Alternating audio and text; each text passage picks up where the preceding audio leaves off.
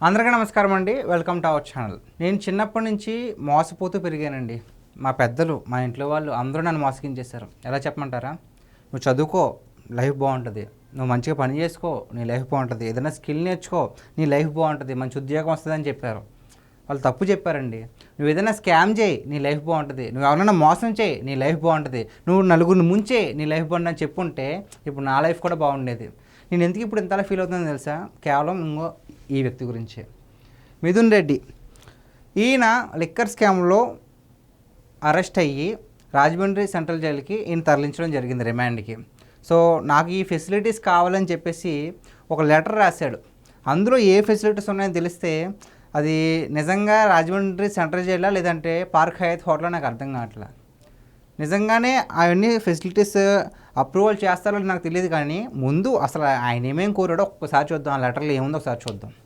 Official demo అండి. ఇక్కడ ఏం చెప్పేస్తున్నారంటే, Peddireddy Venkata Mithun Reddy such has spectrum room with western commode. ఒక మంచి రూమ్ కావాలి, వెస్టర్న్ బాత్రూమ్ కావాలని చెప్పేసుకుంటూ తన ఫెసిలిటీస్ చెప్పుకుంటున్నారు. ఇంకేం చెప్పారు చూద్దాం. Home cooked food including breakfast, lunch and dinner from out side. రోజు మొత్తం 3 పూటలో కూడా ఫుడ్ అనేది బయట నుంచి తెచ్చుకునే వెసులుబాటు కల్పించాలి. ఇంకొకటి, permit him to take medicines. అతనికి కావాల్సిన మెడిసిన్స్ అన్నీ కూడా ఇవ్వాలి. ఇంకొకటి ఏంటంటే iron cot with a bed and chair. ఒక ఐరన్ బెడ్ కావాలంటే, ఐరన్ కాట్ కావాలంటే, బెడ్ కావాలంటే ఒక చైర్ కూడా కావాలి. ఇంకేం కావాలి ఆయనకి? Daily newspapers and magazines కూడా. పాపం ఆయన చదువుకుంటారు కదా, బాగా బోరు కొట్టకూడదు ఎప్పటికీ కూడా. సో నాలెడ్జ్ బాగా పెంచుకోవాలి. ఇంకా ఎక్కడెక్కడ స్కాములు చేయాలి, ఏమేమి గనులు ఉన్నాయి, ఇంకా ఏమేమి ఉన్నాయి, ఎలాగ ప్రజలు మోసం చేస్తే డబ్బులు వెనకాల కూడేసుకోవడానికి డైలీ న్యూస్ పేపర్ చదవాలి.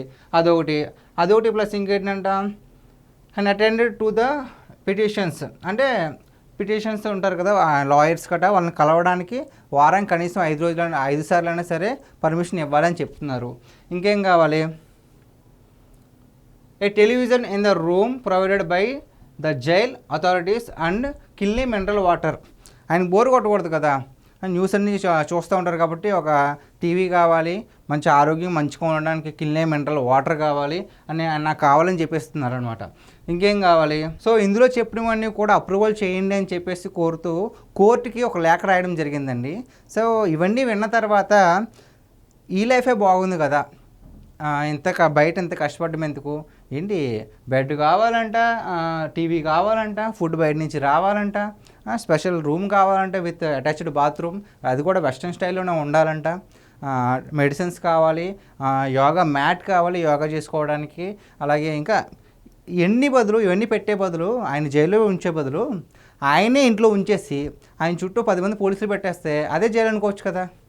ఎందుకు ఇన్ని మళ్ళీ అదనపు ఖర్చులు ఎందుకు? ఆయనే బయటకు రాకుండా లేకపోతే ఎక్కడికి వెళ్ళినా సరే ఆయన చుట్టూ పోలీసులు వెళ్ళినామండి. ఏమనుకుంటున్నారు సార్? ఇది చేయలేమనుకుంటున్నారా, ఇంకేమైనా అనుకుంటున్నారా? ఒక సామాన్యుడు ఏదైనా తప్పు చేసి, అది తప్పు కాకపోయినా ఏదైనా ఉన్నతాధికారి అతను మోసం చేశాడండి, బాగా డబ్బులు కాజేసేసాడు, కోపంలో చంపేశాడు అనుకుందాం, తప్పే కాదంట్లా. చంపేస్తే మరి మోసం చేసినట్టు కూడా తప్పే కదా. అయినా సరే తప్పే, హత్య అని చెప్పేసి ఆయన్ని తీసుకెళ్ళిపోతారు. ఇన్ని ఫెసిలిటీస్ ఆయన కోరుకోగలడా? అసలు ఫెసిలిటీస్ ఉంటాయన్నీ కనీసం లేకన్నా రాయగలడు ఒక సామాన్యుడు. మరి వీళ్ళేమన్నా పైనుంచి దిగొచ్చారు, 2 కొమ్ములు ఉన్నాయి, మరి ఏంటి నాకు అర్థం కావట్లా. ఇది జైలు అనుకుంటున్నారా, ఇంకేమైనా అనుకుంటున్నారా సార్ మీరు? మిథున్ రెడ్డి గారు, ఇన్ని ఫెసిలిటీసా? మీరు ఏమన్నా సమాజ సేవ కోసం లోపలికి రాలేదే సార్, సమాజాన్ని మోసం చేసి లోపలికి వెళ్ళారు. అది ఒకసారి గుర్తుంచుకోండి. ప్రజలారా ఇప్పటికన్నా మీరు మేల్కోండి. ఆయన్ని మీరు ఎంపీ చేశారు, రాజంపేట ప్రజలంతా కూడా. ఎలాంటి వారిని ఎన్నుకున్నారు, ఎలాంటి వారిని కింద ఆయన పనిచేశారో ఒకసారి ఆలోచించండి. వేల కోట్ల స్కామ్ కూడా దేని మీద? Liquor scam. ఒకరి పొట్ట కొట్టి ఒకరి ప్రాణం తీసే స్కామ్ అది. దాని నుంచి వచ్చే డబ్బుని సొమ్ము చేసుకుని విలాసవంతంగా తిరగడానికి చేసిన స్కామ్. ఆ స్కామ్లో పట్టుబడి లోపలికి వెళ్తే కనుక ఇన్ని ఫెసిలిటీస్ కావాలంట. మరి ఏమనుకోవాలి? ఇప్పుడు నాకు అనిపిస్తుంది, అనవసరంగా చిన్నప్పటి నుంచి ఇంతలా చదువుకున్నాను, వాళ్ళు చెప్పింది విన్నాను, వీళ్ళు చెప్పింది విన్నాను, ఇప్పుడు మా పేరెంట్స్ నాకు చెప్పింది అంత మోసం, స్కామ్ చేయరా బాబు, దొంగతనాలు చేయరా, లేదంటే వీళ్ళని మోసం చెయ్యి, ఇంచగా నీ లైఫ్ బాగుందంటే బాగుండు. నాకు నిజంగా అలాగ అనిపిస్తుంది. మరి ఇవన్నీ చూస్తూ ఉంటే కష్టపడి చేసుకునే వాడికేమో నానా పాటలు పడి జీవితాన్ని వెళ్తుంటే, ప్రజలను మోసం చేసుకునే వాడికి లోపలేసి ఇలాంటివన్నీ కల్పించడానికి ఒక అవకాశం కూడా ఇస్తారా? ఇది ఎంతవరకు కరెక్ట్ చెప్పండి? ఒక సామాన్యుడు రేపు ఒక సామాన్యుడే అయ్యో ఇన్ని ఎంత కష్టపడుతున్నానో నాకు ఇన్ని ఎందుకు, ఏదో ఒక తప్పు చేసేసి నేను స్కామ్ చేసి ఇలా చేసేద్దాం అనే ఆలోచన రాదంటారా సామాన్యులకి? ఇది ఎంతవరకు కరెక్ట్ అంటున్నాను నేనైతే. సో గాయ్స్, ఇలాంటిది ఎంతవరకు కరెక్ట్?